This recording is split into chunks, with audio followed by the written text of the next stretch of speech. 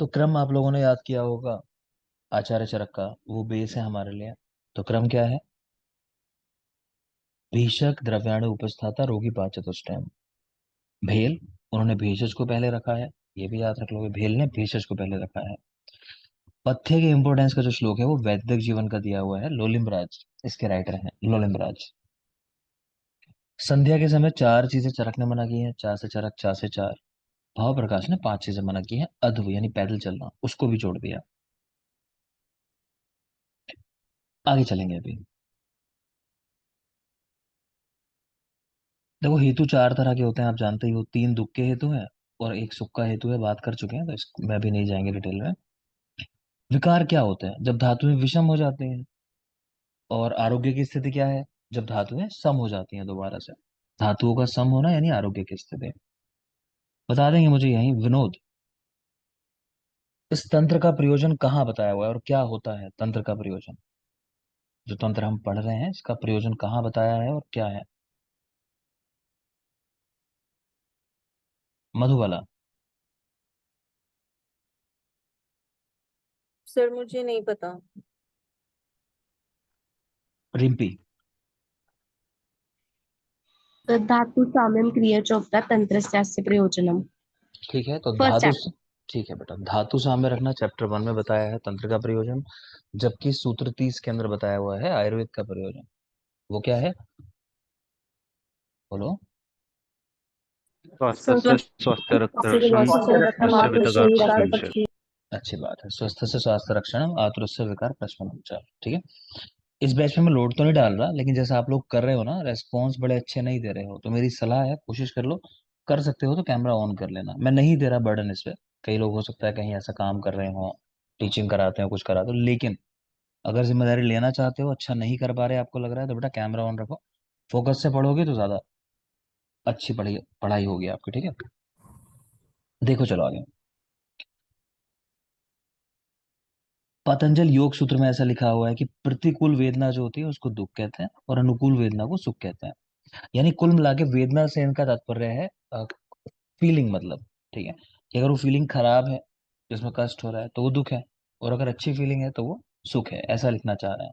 तो प्रतिकूल वेदना दुख, अनुकूल वेदना सुख है। यहाँ चिकित्सा की परिभाषा बताई हुई है। तो चिकित्सा की परिभाषा चरक संहिता में दो जगह आपको मिलती है, एक सूत्र 9 के अंदर और एक सूत्र 16 के अंदर, दोनों यहाँ लिखी हुई हैं। देखोगे चिकित्सा में मेन क्या होगा कि धातुओं को सम करना है, वो चिकित्सा है। ठीक है। कोई कभी पूछ ले चिकित्सा का क्या कर्तव्य है, एक डॉक्टर का क्या कर्तव्य है, तो उसका भी कर्तव्य यही है कि धातुएं सम कर दे। ठीक है, तो व्यक्ति ठीक हो जाएगा। तो देख लो, चतुर्नाम भीषक आदि नाम शस्ता नाम धातु व्याकृत है, कि चारों जो भीषक आदि हैं वो जो काम करते हैं तो उसी को चिकित्सा कहते हैं। क्या काम करते हैं? तो प्रवृत्ति धातु साम्य अर्थ, कि धातुओं को साम्य करने के लिए, ठीक करने के लिए उनकी कुछ क्रियाएं होती हैं, वो सारी क्रियाएं चिकित्सा में आती हैं। तो ये है सूत्र 9 का श्लोक। चतुर्णाम भीषकादीनाम शस्त्रानाम धातु व्याकृते प्रवृत्ति धातु साम्यार्थ चिकित्सा इत्यादि दिया है। दूसरा श्लोक है सूत्र 16 का और लगभग सेम ही है। या भी क्रिया भी जानते शरीर धातु सम सा चिकित्सा विकाराणाम कर्म तद भिज्जाम स्मृतम, कि जो क्रिया शरीर की धातुओं को सम कर दे वो चिकित्सा है रोगों की।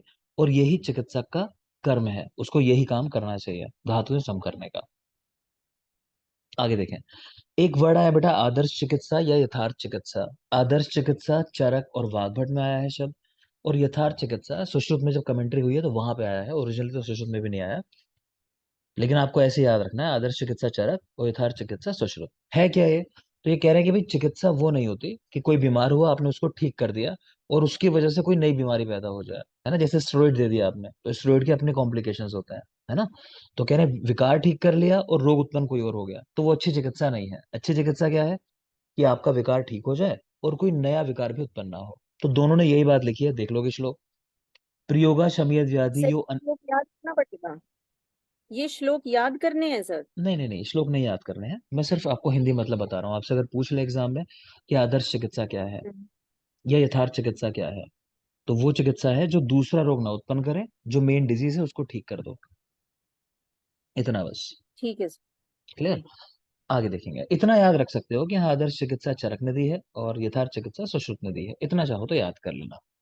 ठीक है। इस तरह के दो तीन सवाल होते हैं, जैसे नेस्टी की चिकित्सा आती है, नेस्टी की चिकित्सा। तो वो पूछ लेते हैं नैष्ठिक की चिकित्सा का उल्लेख किसने किया और क्या है ये। तो चरक ने किया है। उसका मतलब होता है उपधा रहित चिकित्सा। नैष्ठिक की चिकित्सा लिख लो चाहे तो, जरूरी बातें होती हैं। तो नैष्ठिक की चिकित्सा होती है उपधा रहित चिकित्सा। उपधा क्या होती है?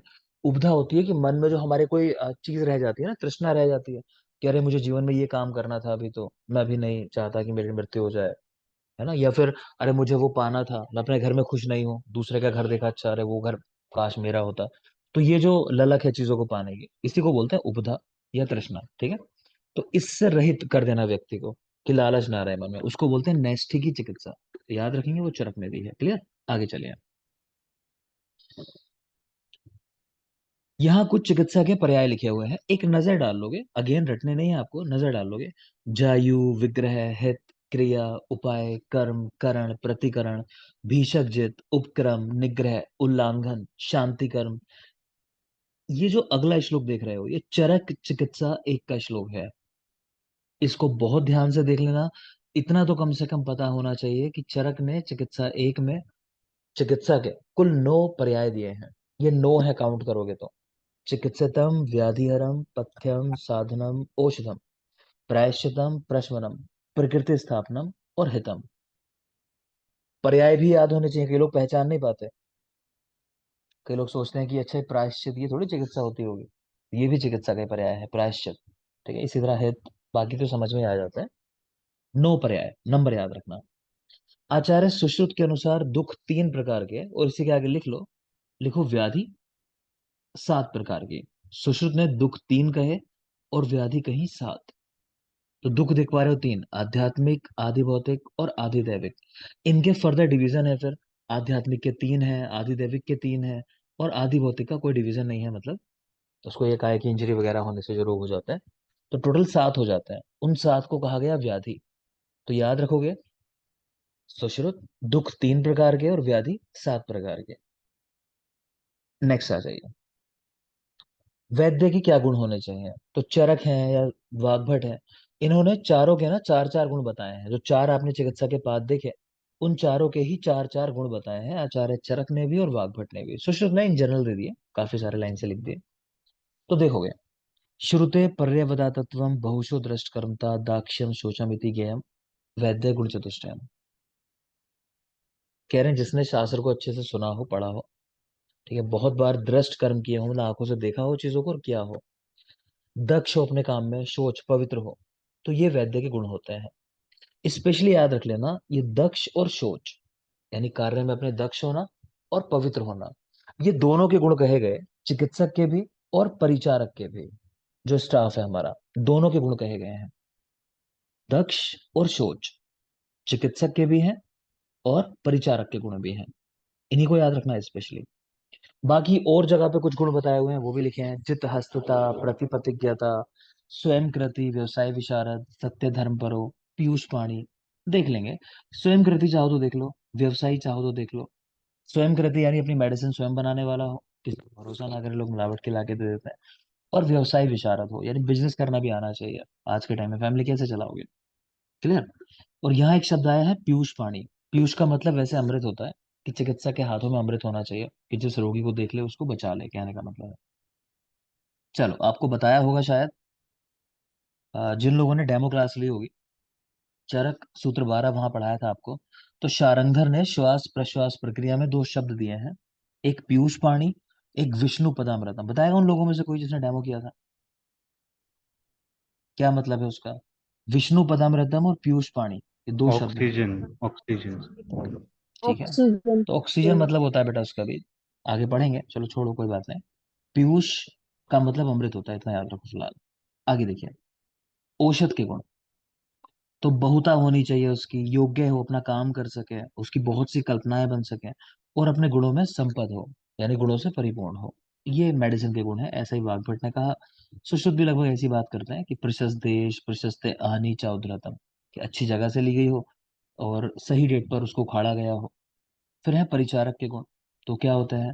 उपचार करना आना चाहिए उसको भी, दक्ष वो भी होना चाहिए, अनुरागश्च भर्तरी, पेशेंट में उसका इंटरेस्ट हो, वो चाहता हो कि बचे हो, और शोचम यानी पवित्रता। तो दक्ष होना और शोच यानी पवित्रता, ये दोनों गुण दोनों के हैं, चिकित्सक के भी और परिचारक के भी, आपको याद रखना है।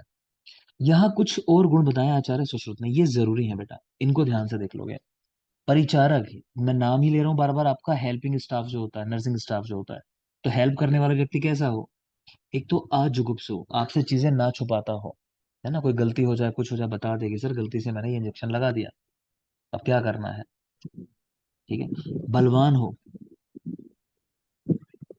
बेटा माइक ऑफ कर लोगे, किसी का माइक ऑन है, माइक ऑफ कर लोगे, पूजा, ठीक है, ठीक है। अजुगुप्सु मतलब चीजों को छुपाने वाला ना हो, बलवान होना चाहिए, वैद्य वाक्यकृत और आश्रांत, वैद्य की बात मानने वाला हो, जल्दी थकता ना हो, थकावट ना माने, ठीक है। दक्ष और सोच वो मेन है, उनको स्पेशली याद रखना। नेक्स्ट आ जाता है रोगी गुण, इसको भी देख लोगे। स्मृति निर्देशकारित्वम अभिरु ज्ञापकत्वम च रोगाणाम। एक तो उसकी मेमोरी अच्छी हो, उसको अपनी डिजीज याद हो, उसको दवाइयां याद हो कैसे कैसे खानी है, जब आप बताओ तो आपके निर्देश का पालन करता हो, डरपोक ना हो, ठीक है। और ज्ञापकत्वम च रोगाणाम, ये स्पेशली देख लेना, रोग को जानने वाला। अगर मैं किसी तुक्केबाज से पूछ लूं कि ज्ञापकत्वम च रोगाणाम किसका गुण है, और ऑप्शन दे दूं रोगी का, चिकित्सक का, परिचारक का या औषध का, तो औषध तो हर कोई निकाल देगा गलत है, बाकी तीनों में कंफ्यूज हो जाएगा, 100% है, और शायद चिकित्सक का लगा दे। तो ये रोगी का गुण है, रोग को जानना, ज्ञापकत्वम च रोगाणाम, स्पेशली याद रखना, ठीक है। बाकी देखो कह रहे हैं कि द्रव्यवान भी होना चाहिए, पैसे वाला होना चाहिए। आस्तिक हो, किसमें आस्तिक? वैद्य के अंदर, है ना, वैद्य की बातें मानने वाला हो, उस पर यकीन हो कि हाँ बचा लेगा। आढ़्य रोगी होना चाहिए, वही पैसे वाला गेम, ठीक है। ओवरऑल ये 16 गुण होते हैं। तो कहा जाता है कि 16 के 16 गुण रियल में वैद्य के ही अधीन है, चिकित्सक के ही अधीन है। अगर वो नहीं हुआ तो बाकी सारे गुण हो भी तो कोई फर्क नहीं पड़ता, उनको यूज कौन करेगा? तो वैद्य को ही विज्ञाता, शासिता मतलब शासन करने वाला, या योक्ता भी कहा जाता है, मतलब यूज करने वाला इन चीजों को। तो कुल 16 गुणों को यूज करने वाला कौन है? वैद्य। उसी को विज्ञाता, शासिता या योक्ता भी कहा जाता है।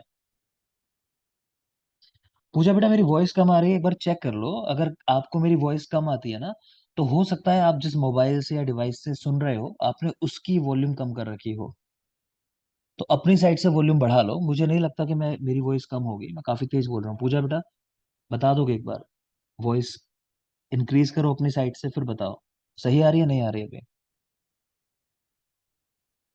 पूजा, स्क्रीन पर टच करोगे माइक का ऑप्शन बना रहा होगा, माइक ऑन हो जाएगा, मुझे बताओ क्या सुन पा रहे हो अभी, नहीं सुन पा रहे हो?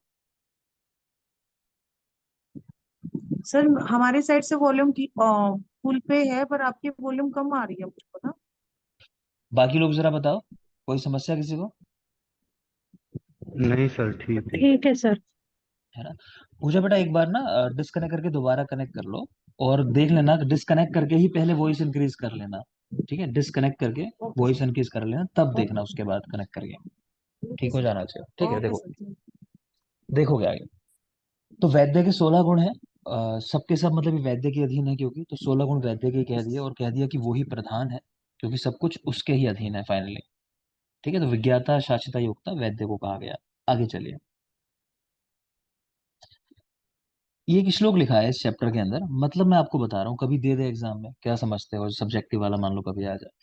तो लिखा है वरम आत्मा हुतो अज्ञान ना चिकित्सा प्रवर्तिता। तो यहाँ ये कह रहे हैं कि ऐसा चिकित्सक जिसको ज्ञान नहीं है, उससे चिकित्सा मत करवाओ, उससे बेहतर तो ये है कि अपने प्राणों की आहुति ना यज्ञ में दे दो, तो उसका कम से कम कुछ लाभ तो मिलेगा, है ना। वो तो बस प्राण ले जाएगा, कुछ फल भी नहीं मिलने वाला। तो ये है कि वरम आत्मा हो तो अज्ञान, कि ये श्रेष्ठ है, अपनी आत्मा जो है उसको हवन में आप झोंक दो। भीषक मानी एक वर्ड आया है, तो भीषक मानने वाला अपने आप को है नहीं, वो मूर्ख वैद्य है, शब्द ध्यान रखना। और देख लो, प्राणाभीसर जो अच्छा चिकित्सक होता है, उसके 4 गुण बता रखे हैं। तस्मात् शास्त्रे अर्थ विज्ञान है, प्रवृत्तो कर्म दर्शन है, भीषक चतुष्टय युक्ता प्राणाभीसर उच्यते।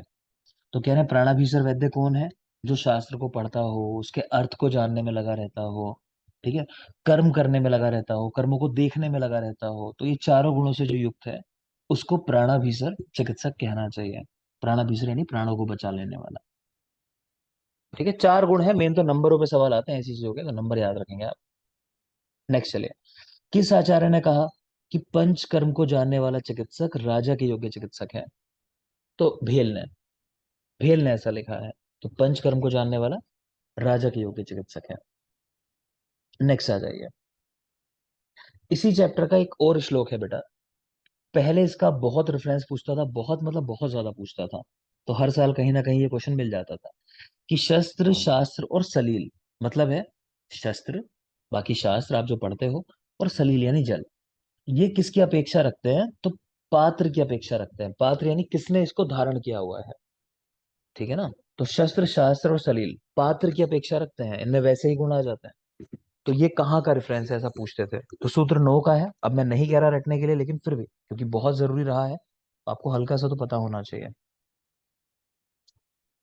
नेक्स्ट देख लोगे, उत्तम वैद्य के कितने गुण हैं। तो ये क्वेश्चन आया था मुझे लगता है आपसे 3 साल पहले। और ये पिंकू पढ़ रही है आज? पिंकू है ना? अगर मैं सही रिकॉल कर पा रहा हूँ, पिंकू शायद गलत करके आई थी क्वेश्चन ये। पिंकू है बेटा? चलो नहीं है शायद क्लास में। तो जहां तक मुझे ध्यान है, खैर हमारी स्टूडेंट है पिंकू, उसने कहा था क्लास करेगी ज्वाइन, अभी शायद नहीं है आज क्लास में। तो मुझे ध्यान आता है वो शायद गलत करके आई थी क्वेश्चन ये। तो उत्तम वैद्य के 6 गुण बताए गए हैं। नंबर, नंबर जरूरी है, मैंने कहा ना। उत्तम वैद्य के 6 गुण, और अन्य 6 गुण भी बताए गए हैं। किसी का मन रटने का हो रहा हो तो मैं बता देता हूँ। तो हम ट्रिक बनाते हैं इसमें कि बीवी की स्मृति क्रियाओं में बीत गई। बीवी जो है वो काम करते करते मतलब उसकी मेमोरी बिल्कुल चली गई है। तो बीवी की स्मृति बीत गई क्रियाओं में। बीवी यानी विद्या और वितर्क, स्मृति मतलब स्मृति, बीत गई विज्ञान और तत्परता। किसमें? क्रियाओं में, कार्य करने में, तो क्रिया। तो ये 6 गुण हैं। इसके अलावा और 6 गुण बताए गए हैं, मगर वो नंबर जो पूछेगा वो 6 ही पूछेगा। तो यही 6 हैं, आपको याद रखना है। बीवी की स्मृति बीत गई क्रियाओं में। क्लियर? आगे देखिए, वैद्य की 4 वृत्तियां बताई गई हैं। 4 वृत्ति या 4 बुद्धि क्या क्या है ये? मैत्री, कारुण्यम आर्तेषु, शक्य प्रीति और उपेक्षा। वैद्य की 4 वृत्तियां या फिर 4 बुद्धियां बिल्कुल याद रख लेना। क्या है ये? तो कह रहे हैं एक तो मैत्री, मित्रता। कारुण्यम आर्तेषु, कि जो बीमार है उनमें कारुण्य हो, उनके प्रति प्रेम हो, मन में स्नेह हो कि हाँ चलो ठीक है तुम्हारे लिए कुछ करते हैं।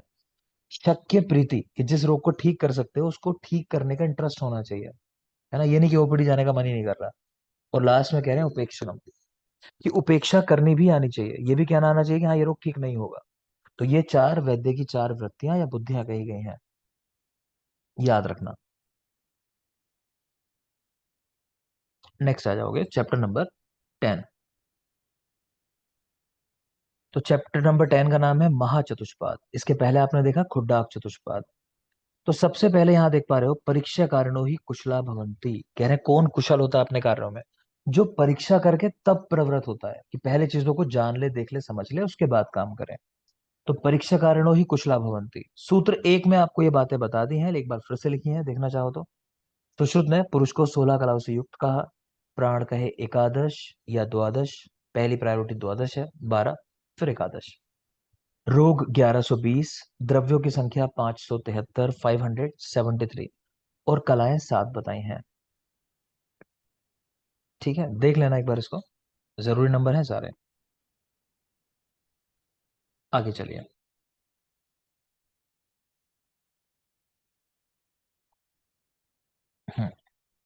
नेक्स्ट है, चिकित्सा क्या होती है। तो आप जानते ही होंगे, मगर एक बार देख लो कि जो न्यून धातु हैं उनका पूर्ण कर दो। व्यतिरिक्तान, ह्रास्यामा, जो व्यतिरिक्त है मतलब बहुत ज्यादा बढ़ गए, उनका ह्रास करो। तो याद रखना वर्ड, व्यतिरिक्तान रख के पूछ ले क्या करना है, तो ह्रास, ह्रास है वो ठीक से नहीं लिखा हुआ। ह्रास्यामा, ह्रास यानी कम करना। पिछले चैप्टर में आपको वैद्य की 4 वृत्तियां बताई थी।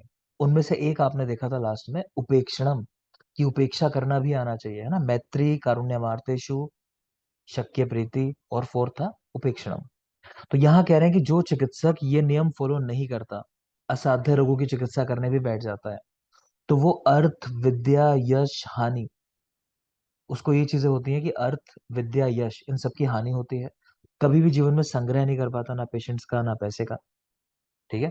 तो असाध्य रोगी को छोड़ देना चाहिए साध्य कह के, ये नहीं कि पैसा लूट लो उससे। तो याद रखेंगे।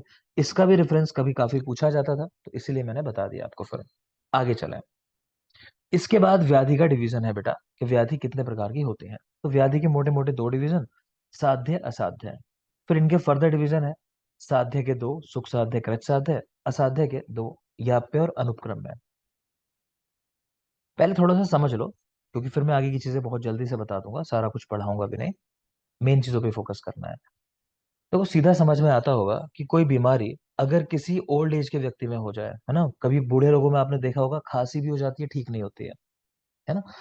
ऐसी प्रेगनेंसी का टाइम है, प्रेगनेंसी में दवाइयां देने को मना होता है, ज्यादातर एंटीबायोटिक वगैरह सब मना होती है, अर्ली टाइम में तो बिल्कुल ही मना होती है। तो वहां भी कोई कंडीशन हो जाती है तो ठीक करना बड़ा मुश्किल हो जाता है, कुछ कर ही नहीं सकते, क्योंकि सेम चीज है छोटे बच्चों में। छोटे बच्चे कई बार बता ही नहीं पाएंगे आपको कि मुझे क्या हो रहा है, तो उनकी चिकित्सा करना भी मुश्किल होता है। दूसरी बात, किसी व्यक्ति को बोलो टैबलेट खा लो ठीक हो जाओगे, तो शायद वो मान जाएगा।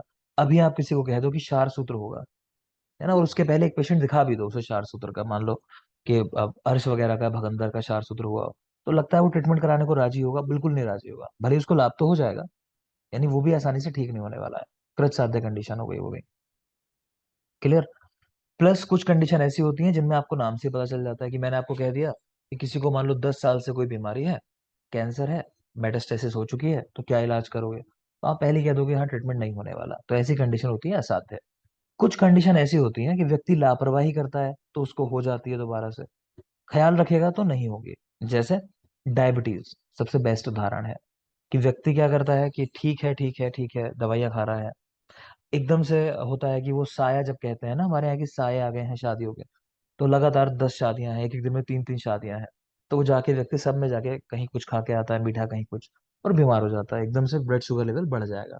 तो ऐसी कंडीशन कि पथ्य का पालन करने पे ठीक रहे हैं और बाद में फिर वो बढ़ जाए जब भी मौका मिले, उनको बोलते हैं याप्य रोग। ठीक है। नेक्स्ट, अगर हम चतुष्पाद की बात करें, जो चैप्टर नंबर 9 अभी पढ़कर आए हो आप, तो वो चारों चीजें जो हैं, अगर वो अपने गुणों से परिपूर्ण है, मान लो चिकित्सक अपने गुणों से परिपूर्ण है, औषध भी, रोगी भी, और आपका परिचारक भी, तो जाहिर सी बात है रोग आसानी से ठीक हो जाएगा। इसको ऐसे समझ लो कि किसी व्यक्ति को कार्डियक अटैक आया, मान लो बराबर में ही हॉस्पिटल है, या मान लो हॉस्पिटल में ही गया है वो किसी कारण से, तो सब कुछ उसको वहां मिल जाएगा एकदम, है ना, वो बच जाएगा। लेकिन अगर इनमें से कोई चीज ना हो, मान लो, है ना, कि मान लो डॉक्टर ही नहीं था, आपके घर से बहुत दूर, तो क्या करोगे? तो ऐसी कंडीशन में रोग कैसे हो जाते हैं? वो आसानी से ठीक होने वाले नहीं होंगे। अब जितना इन चारों के अंदर कमी होगी, वो उतना ही मुश्किल होते जाएंगे ठीक होना। तो ये बेसिक सी बातें हैं, इतना ध्यान रखो, अब जल्दी से देख लोगे। तो व्याधि साध्य असाध्य दो डिवीजन है। साध्य में भी कुछ तो है सुख साध्य और कुछ है कृत साध्य। इसी तरह असाध्य के दो डिवीजन है, याप्य, ये भी कभी ठीक नहीं होते, जैसे प्रमेय मैंने कहा, और कुछ होते हैं अनुपक्रम में, जो क्लियर कट असाध्य ही होते हैं। इनको प्रत्याख्य कहा जाता है, कि जो चिकित्सा के लिए अप्रति है, एंटी है, मतलब उनकी चिकित्सा कहना प्रत्याख्य है, मना है, बिल्कुल नहीं कहनी चाहिए, तो वो वाले रोग होते हैं। ठीक है। एक और बात आपको ध्यान रखनी है, आपको ये एग्जाम में सवाल रख के आ सकता है कि असाध्य के कितने विकल्प होते हैं, कि असाध्य कितने प्रकार के होते हैं। तो कह रहे हैं विकल्पों ना तो असाध्य नाम, कि जो रोग सच में असाध्य है ना, उसका कोई विकल्प नहीं है। असाध्य मतलब असाध्य, वो ठीक हो ही नहीं सकता, बात खत्म है। ठीक है, आगे देखो अभी। अब यहाँ बताए हैं सुख साध्य रोग कौन कौन से हो गए। मैं सिर्फ जरूरी चीज की बात करूंगा आपसे, सारा नहीं पढ़ेंगे। तो इसमें तो कुछ है ही नहीं, आपको जो याद करना, वो कह रहे हैं सभी कुछ कम है, पूर्व रूप कम मात्रा में आए हैं, लक्षण कम मात्रा में आए व्याधि के। ठीक है। नाचा तुल्य गुणों दूष्यो, तो ऐसा नहीं है कि आपकी कफज प्रकृति हो, आपको कफज रोग हो जाए तो मुश्किल हो जाएगा ठीक करना, है ना। तो कह रहे हैं इस तरह चीजें आपस में मिलेंगी नहीं, एक जैसी चीजें, तो ऐसे रोग आसानी से ठीक हो जाते हैं। एक ही मार्ग से गति हो रही हो, कि मान लो सिर्फ वमन हो रहा है ना, ऐसा नहीं है कि विरेचन भी हो रहा है साथ साथ, तो मुश्किल हो जाएगा ठीक होना वरना। प्लस एक और सिद्धांत है कि रोग ना 1 साल के अंदर अंदर नवीन कहे जाते हैं, उसके बाद पुराण रोग कहते हैं उसको, जनरल सिद्धांत आयुर्वेद का। और रोग जब पुराने हो जाते हैं तो असाध्य हो जाते हैं, 1 वर्ष के बाद पुराना प्राय सभी रोग असाध्य हो जाते हैं। लिख लेना इसको कहीं, 1 वर्ष के पश्चात रोग असाध्य हो जाते हैं, ऐसा भी लिख लेना। अब देखोगे, यहाँ एक अपवाद लिखा हुआ है जो बहुत बहुत जरूरी है बेटा। अपवाद है, हम जितनी भी बातें कर रहे हैं हमारे सिद्धांतों से अलग बात है यहाँ। अपवाद हमेशा जरूरी होता है। क्या अपवाद है? कह रहे हैं जोरे तुल्य ऋतु दोषत्वम, कि जनरली ये बात कह रहे हैं पहले ही, कि अगर एक जैसे फैक्टर मिल गए, एक जैसे दोष मिल गए, एक जैसे ऋतुओं में जैसे मान लो बसंत ऋतु है, उसमें कफज रोग हो गया, तो वो ठीक करना मुश्किल होगा कि बसंत में ऑलरेडी कफ का प्रकोप होता है। ठीक है। लेकिन कुछ अपवाद हैं। कैसे? कह रहे हैं ज्वर है, अगर तुल्य ऋतु और दोष हो तब भी ये सुख साध्य होता है। तो ये कहते हैं कि अगर शरद ऋतु में पैत्तिक ज्वर हो जाए या बसंत ऋतु में कफत ज्वर हो जाए तो आसानी से ठीक हो जाएगा, जबकि नहीं होना चाहिए था। मेरी बात ध्यान रखना। और ये बात सिर्फ पित्तज और कफत ज्वर के लिए कही है इन्होंने, वातिक ज्वर के लिए नहीं कही है। एक्सप्लेनेशन में पढ़ोगे तो कह रहे हैं कि वातिक ज्वर अगर वर्षा ऋतु में होगा तो वो नहीं ठीक होने वाला आसानी से, लेकिन पित्तज और कफत ज्वर में अपवाद है। ज्वरे तुल्य ऋतु दोषत्व, एक बात हुई। दूसरा है प्रमेह तुल्य दुष्यता। तो प्रमेह जो होता है वो मेनली कफज विकार है, और आप आगे चलकर पढ़ोगे कि कफज प्रमेह आसानी से ठीक हो जाता है, मतलब वही साध्य है अकेले। पित्तज वाले देखोगे तो वो याप पे लिखे हुए हैं, वात वाले असाध्य लिखे हुए हैं। ठीक है ना?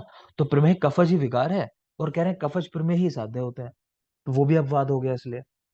और तीसरा रक्तज गुल्म, तो ये कह रहे हैं पुराना होने के बाद सुख साध्य होता है। तो इसका लॉजिक ये है कि रक्तज गुल्म प्रेगनेंसी को मिमिक करता है। तो अगर कोई पेशेंट आपके पास आया रक्तज गुल्म का, और मान लो कि शुरुआत का टाइम है 1 महीने का या 10 दिन का या 20 दिन का, तो आप श्योर नहीं होगे, आपको पता ही नहीं है प्रेगनेंसी है बच्चा है। लेकिन अगर 1 साल हो चुका है तो आप बड़ा आसान है आपके लिए कि अब ठीक है ऑपरेट कर लेते हैं, लेबर पेन तो आ नहीं रहे तो ऑपरेट ही करना पड़ेगा, तो देख लेते हैं बेबी होगा तो रिसीव कर लेंगे, अगर गुल्म होगा तो उसको ठीक कर लेंगे, ट्रीट कर लेंगे उसको। क्लियर? तो रक्तज गुल्म कह रहे हैं पुराना होना अच्छी बात है, ज्वर के तुल्य ऋतु और दोष होना अच्छी बात है, प्रमेह तुल्य दोषता अच्छी बात है। तो ये अपवाद है, इसको थोड़ा सा समझ लेना। ये समझ में आया सबको? कोई अगर पहली बार पढ़ रहा होगा बेटा, जिसने नहीं पढ़ी होगी है, तो शायद नहीं आ रहा हो समझ, तो मुझे पूछ लेना, है ना? बहुत सारे लोगों ने कहीं ना कहीं पढ़ रखा है कभी ना कभी। अगर आप उन लोगों में हो कि कई लोग के ऐसे फोन भी थे मेरे पास कि सर हम 10 साल हो गए छोड़े हुए, 8 साल हो गए, तो मे भी नहीं आया हो समझ में, जेन्युइन बात है। नहीं चले आगे? ठीक है, चलो आगे देखो। दूसरा है बेटा कृच साध्य रोग। तो जैसा मैंने कहा कि गर्भिणी स्त्री हो गई, ओल्ड एज के पेशेंट हो गए, बच्चे हो गए, तो इनके रोग आसानी से ठीक नहीं होते, इसीलिए कि चिकित्सा नहीं कर पाओगे आप प्रॉपर।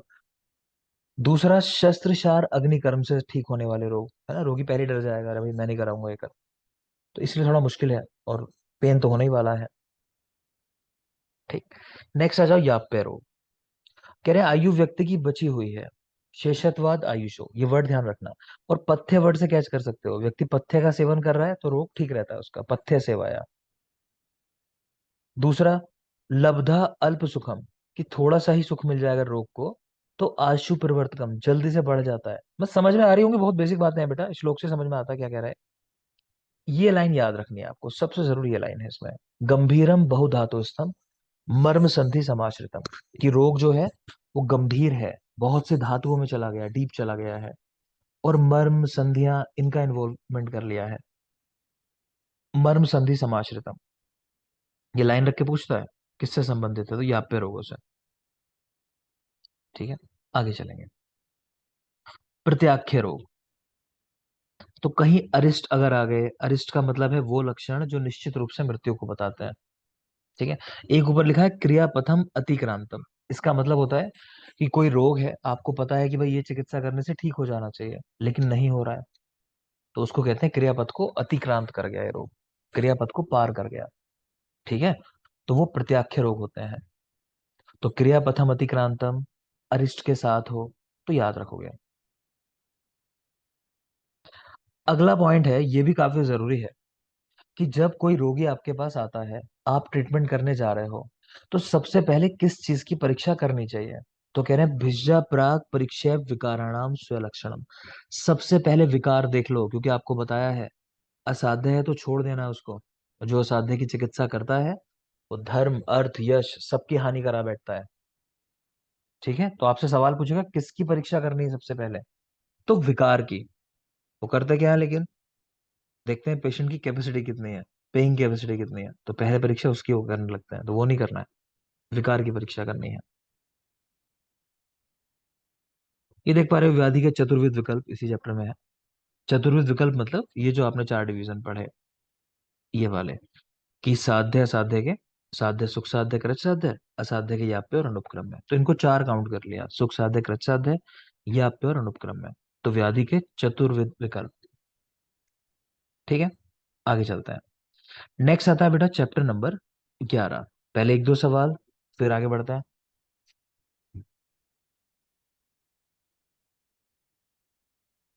बताएंगे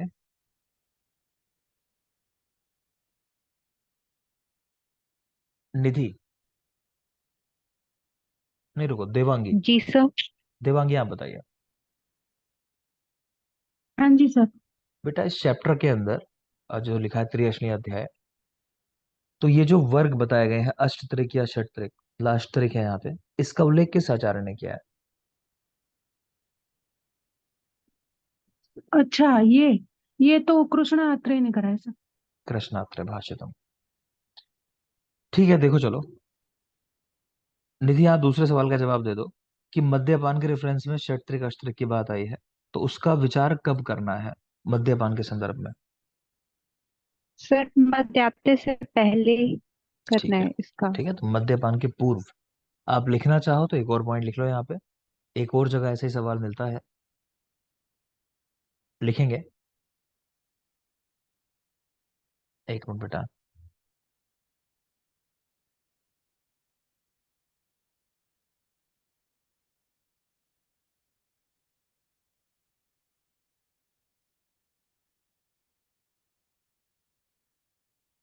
एक इसको नाम रिकॉल हो रहा है क्या? मेरे माइंड से स्लिप हो रहा है बिल्कुल। काश्यप ने जो 8 माह के पूर्व वर्णबंध, ठीक है, माइंड में नहीं आ रहा था, वर्णबंध लिख लो। वर्णबंध, वर्णबंध दिया है आचार्य काश्यप ने। तो वो कहते हैं प्रेगनेंसी के टाइम में 8 माह के पूर्व इसको बांधना है, 8 माह के पूर्व, ये वर्ड लिख लेना। तो वहां भी ऐसे ही सवाल आता है। पर्यावरण बंद। प्रजावरण बंध, हाँ वही है, वर्ण बंध या प्रजावरण बंध। तो 8 माह के पूर्व बांधने की बात आई है, वो भी याद रखेंगे। बस तीन चार जगह ऐसी चीजें मिलती हैं, चाहो तो मैं लिखवा देता हूँ अभी। एक और लिख लो, लिखो कि शारंधर का समय, लिखो शारंधर का समय 13वीं सदी, और सामने लिख लेना पूर्वार्ध, 13वीं सदी का पूर्वार्ध, अर्ली टाइम, 13th सेंचुरी का शारंगधर। इसी के नीचे अगला पॉइंट लिखो, शारंगधर के टीकाकार हैं बोपदेव। तो लिखो बोपदेव का समय 13वीं सदी उत्तरार्ध। तो ये सवाल पूछ चुका है कि शारंगधर के ऊपर बोपदेव ने जो टीका लिखी है वो कब लिखी है। तो आंसर ऐसे ही दिया था उसने, 13वीं सदी, 13वीं सदी का पूर्वार्ध, 13वीं सदी का उत्तरार्ध, ऐसा करके। तो याद रखना 13वीं सदी का उत्तरार्ध बोपदेव का टाइम है। ठीक है, नेक्स्ट लिख लो। सर ये क्या है, बोप देव या पोप देव? समझ बोप, नहीं आया। बोप बेटा, बोप बोप। बोप। हाँ, बोप, ठीक है। बोपदेव। ठीक है, और एक आता है पाराशर का एक सवाल आता है कि रजस्वला कब कहते हैं स्त्री को। तो उसमें है श्लोक जो आया है, अथ ऊर्ध्वम रजस्वला, यानी 10 वर्ष के बाद। तो 10 वर्ष तक कंडीशन दी हुई है, फिर उसके आगे लिखा हुआ है कि इसके बाद रजस्वला कहते हैं, तो वो भी लिख लो। पाराशर 10 वर्ष के पश्चात रजस्वला, पाराशर 10 वर्ष के पश्चात रजस्वला। ठीक है, तो ये कुछ चीजें हैं, आगे मिलेंगे आपको, लेकिन क्योंकि इन पे सवाल आते हैं और काफी मतलब आता हुआ सवाल भी गलत हो जाता है अगर वो पहले बाद में वो वाली बात ना पता हो। देखते हैं। तो चैप्टर नंबर 11 त्रिअशनीय अध्याय, इस चैप्टर के अंदर क्या मिलेगा आपको? तो वही ग्रुप मिलेंगे आपको, 8 ग्रुप किए हुए हैं तीन तीन चीजों के। तो जल्दी से पढ़ते हैं, काफी कुछ आपने ऑलरेडी पढ़ रखा होगा, सूत्र एक के साथ मैंने बता दी है कई चीजें। पहला पॉइंट देख पा रहे हो, मूल प्रवृत्तियां या संवेग कितने होते हैं? 14। ये विमर्श से निकाला हुआ पॉइंट है, यहाँ लिखा हुआ है, तो हमने याद कर लिया कि मूल प्रवृत्ति या संवेग 14 है। गाइड में इस पे सवाल बना रखे हैं, तो हम नंबर याद रखना। 3 ऐषणाएं सबको याद होंगी, प्राण, धन और परलोक बता चुका हूं। 4 ऐसे काम जो किसी को भी करने चाहिए अगर जीवन चलाना है अपना, जो आपके धर्म के विरोधी ना हो, तो कृषि, पशुपालन, वाणिज्य, राज सेवा, ये भी बता दिया मैंने। सृष्टि के कारण 5 है चरक के, सुश्रुत के 6 हैं, एटलीस्ट नंबर याद रख लेना। सृष्टि उत्पन्न होने के कारण चरक के 5 और सुश्रुत के 6। एक शब्द आया विचिकित्सा। तो विचिकित्सा कह रहे हैं क्या है, तो ये संशय की स्थिति है। विचिकित्सा शब्द आया है संशय के लिए, डाउट है आपको, विचिकित्सा।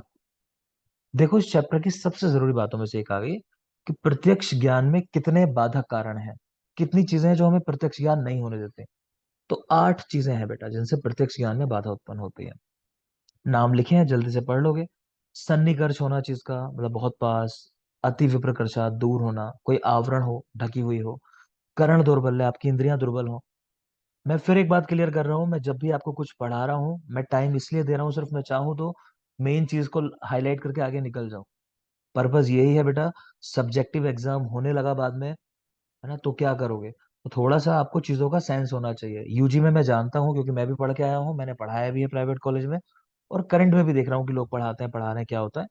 तो कॉलेजेस में नहीं बताया जाता है, इवन गवर्नमेंट कॉलेजेस में भी नहीं चीजें एक्सप्लेन की जाती है। हर टीचर का एक आध टॉपिक फेवरेट होता है, तो वो उसके बारे में तो इतना बता देगा, साल भर एक ही लेक्चर ले लेगा, लेकिन बाकी चीजों को टच ही नहीं करते। बहुत इजी सी चीजें हैं वो भी टच होने से रह जाती हैं, बच्चों को मतलब ही नहीं पता होता। तो मैं इसीलिए आपको मतलब बता रहा हूँ कि कल को सब्जेक्टिव होने लगा तो आपको पता तो हो कि क्या लिखना है, आपको बेसिक तो आता ही होगा, उसको एलेबोरेट कर दोगे अगर आप समझते हो तो। अगर समझोगे ही नहीं तो नहीं कर पाओगे काम। तो मेरी बातों को ध्यान से सुना करो, मैं फिर कह रहा हूँ एक बार, फोकस करना है जब पढ़ते हैं, ये नहीं कि टाइम काटना 1.5 घंटा। तो प्रत्यक्ष ज्ञान में बाधक कारण 8 है। सन्निकर्ष, अति विप्रकर्ष, आवरण, करण दौर्बल्य, इंद्रियों का दुर्बल होना, मनो अनवस्थानात, पीछे देखा आपने मन का लक्षण क्या होता है, ज्ञान का होना ना होना, वही कह रहे हैं। मन ही नहीं है आपका तो ज्ञान कहाँ से मिलेगा। समान अभिहार, अभिभावात, सूक्ष्मयात। सूक्ष्मयात का मतलब चीजों का बहुत छोटा होना, सूक्ष्म होना। जैसे हम लोग पढ़ेंगे आगे चल के कि रक्त में होने वाले जो कृमि होते हैं, रक्तज कृमि, वो बहुत सूक्ष्म होते हैं, दिखाई नहीं देते। सवाल आता है एग्जाम में कि कौन से कृमि सूक्ष्म होने से दिखाई नहीं देते, तो रक्तज कृमि। बाकी 2 शब्द आए यहाँ, समान अभिहार और अभिभावात। इनका मतलब जान के आज का सेशन हम फिनिश करेंगे। तो समान अभिहार, इसका उदाहरण लिख लो पहले बराबर में, जल्दी लिखो। एक पात्र में उड़द के बहुत से दाने, एक पात्र में उड़द के बहुत से दाने। और अभिभावात में लिख लो, दिन में सूर्य के प्रकाश में अन्य तारों का ना दिखाई देना। दिन में सूर्य के प्रकाश में अन्य तारों का ना दिखाई देना। तो समझ गए, समानाभिहार, एक जैसी चीजें बहुत सारी हैं, समान चीजें हैं जिनके बीच में एक को ढूंढना बड़ा मुश्किल है। जैसे बहुत सारे चाइनीज खड़े हो तो आप नहीं ढूंढ सकते आप किससे बात कर रहे थे कल, है ना। आज किसी से सौदा करके आओगे कुछ बिजनेस का, कल पता ही नहीं चलेगा उनमें से कौन सा था वो। और अभिभावात क्या है कि बहुत तेज रोशनी में कम रोशनी वाली चीजें गायब हो जाती हैं, जैसे सूर्य के प्रकाश में बाकी तारे गायब हो जाना। सेशन खत्म हो रहा है, एकदम से बंद हो जाए तो परेशान मत होना। यहीं तक है आज का सेशन, टाइम फिनिश हुआ क्योंकि कल मिलेंगे, याद कर